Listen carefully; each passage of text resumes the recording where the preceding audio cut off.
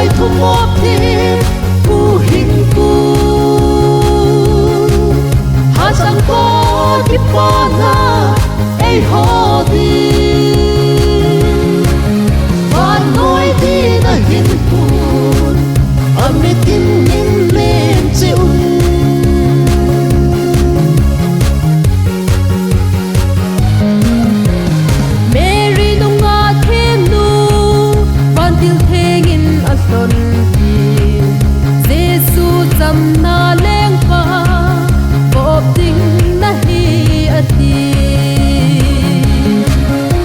na leng pakai thu mop thi ku hình ku ha sang ko ki pa na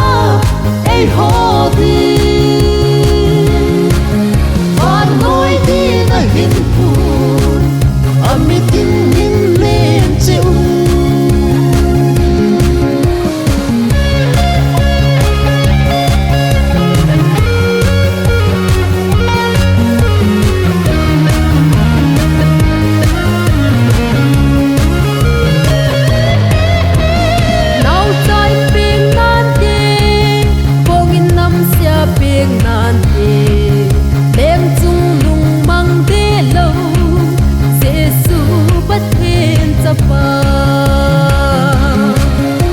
na leng pakai thu mop thi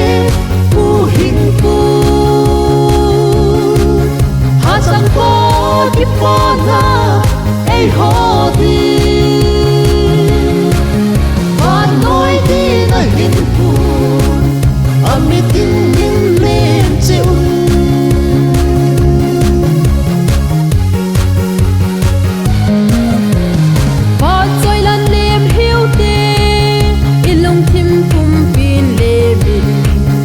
samna ki pa na tu Kristan a hin tu tai samna leng pakai thu mop thi ku hình ku ha sang ko